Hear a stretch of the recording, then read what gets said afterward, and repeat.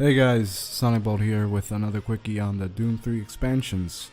This one's a little bit half scripted, half unscripted, just shooting the shit and talking about it, just like I did with my Metal Gear review, so check that out if you want to. It's kind of the same shit, but this video, of course, you're already done with Doom 3, was my last upload, and I decided to get the two expansions, Resurrection of Evil and Lost Missions, the one that came with BFG, give them a shot and, talk about them while I'm at it, so I guess I'll start with the first one. I'm really bad at talking unscripted like this, but yeah. I'm gonna start off with Resurrection of Evil, which was actually outsourced to a third party. I think it was Nerve Software or Nerve Studios, the guys who developed it. I don't know if they're around yet, I haven't checked. This was originally released around 2005, like a year later, and I don't know what else to say. In Resurrection of Evil, you start off as a new no-name rando combat engineer marine character in the story, taking place almost after a year after the events of the base game. A small UAC group decides to head back to Mars Site 1 in order to investigate a strange broadcast coming from the place. And no, I'm not reading this off the wiki. Not even 3 minutes in and your entire squad gets completely disintegrated because of your nosy ass. And soon, all hell breaks loose on the base. Again. And it's up to you and Scientist Chan to stop the bad from happening. Right off the bat, the game starts throwing all the new expansion shit at you. You first obtain this really cool Heart Frag Hell weapon that grants you different super fuck abilities as the game goes on. You can also see it trying to play catch up by adding their own gravity gun into the arsenal. With this, you can of course manipulate crates, rocks, or whatever the fuck it is to get rid of obstructions and find potential secrets. I also forgot to mention that the fan favorite Apex weapon, the Super Shotgun, makes a return. You gain the Heart Frag abilities by killing the 3 copy-pasted fucko bosses Mega Man style. The first one grants you the ability to trigger bullet time to get the jump on enemies, as well as expanding the window to dodge or catch projectiles immensely. The second one grants you the Berserker ability on command, increasing your speed and damage output by a cuck ton.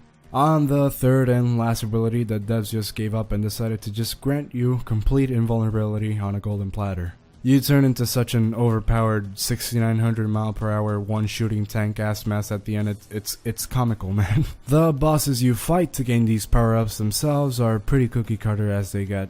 The first one you get just flings fireballs at you, the second one you just dodge and shoot the big gaping hole in its chest, and the third one is a lazy combo of the two. Nothing special really. As for the new face-tearing faces showing up, there's pretty much everyone from the base game with the addition of around 2.5 enemies. The Vulgar is just a much more annoying bullet sponge version of the Imp, spamming deadly blue fireballs at you only to deflect to kill it effectively. And then we have the Bruiser, the coolest looking enemy in the whole of Doom 3. They're a badass amalgamation of the Hell Knight and the Cyber Demon, spewing overcharged rockets while screeching at you with a monitor displaying human teeth for a face. This shit's supremo. It doesn't make any sense, but I really don't give a shit. I love it. Levels in the expansion take a different approach with little mini backtracking segments spread throughout each stage, requiring you to look for keycards or PDAs with specific UAC IDs to open up doors. It's a lot more like the previous Doom games more than anything. During the first half hour or so, I already had this big rant about how Resurrection is what Doom 3 should have been, but because, the first half hour does seem promising. You get to see new enemies, more open hallways, projectile-based combat, you get new gadgets handed to you, you find secrets by opening obstructions with it, and there's even bullet time puzzles in the beginning. It's really cool. There seems to be a bit more to do than just, find a control panel and shoot shit in the face. But after the 30-minute mark, the game kinda just forgets about all this and it reverts back into visceral shooting for the remaining, 70 minutes?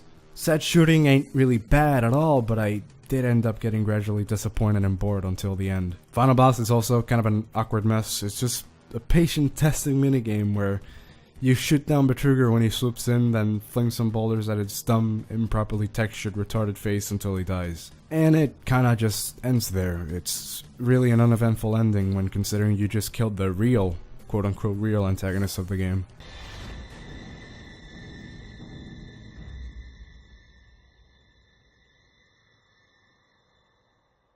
Marine, welcome home.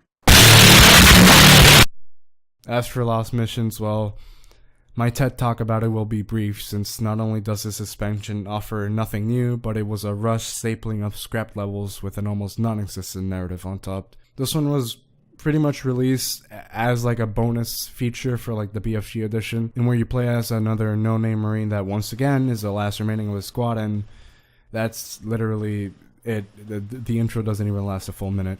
Along the expansion, you'll frequently meet up with Scientist Coon, voiced by Colonel Campbell himself, Paul Eiding, or Aiding, or whatever. You run errands for him in order to find a way out, or call for help, or fix the broken ice cream machine in the cafeteria or some shit. I didn't really pay attention to any of the story. The onslaught of enemies is much bigger in these levels. Right off the bat, you take 2 steps and pick up a gun and there's already a wraith behind you waiting to suck your dick. And they never really let up for the entirety of the expansion. There's fewer levels in this expansion, only about 6 or 7, but they're probably the longest in the game, reaching only around the hour-and-a-half mark to finish. The big plus this expansion has over Resurrection is that you get to spend more time in Hell. You get to even take a small boat ride across this giant river of lava into this ancient demonic temple, jam-packed with gauntlet after gauntlet of enemies. It's the #1 thing I wanted to see more than anything else, and I loved it. Everything is exactly the same, with only the heart frag and the Vulgar is absent. Also the chainsaw. Rest in peace.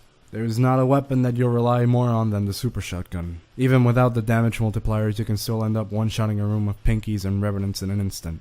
The expansion is still incredibly lacking. The first 2 bosses are copy-pasted with no additions to them. Despite all this, I have to admit this is the most fun I had playing Doom 3, and I'm dead serious. For one, the constant onslaught of enemies and environments that kept shifting from cramped to open made every gunfight fast and brutal when playing on harder difficulties. It was really the only instance in my 19 hours of play that I made full use of the movement and the arsenal, frantically circle strafing and bunny hopping and weapon scrolling, struggling to stay above 20 HP. In sum, I really do give both of the expansions a go. They're pretty much both free with the BFG edition and are a great way to kill some time.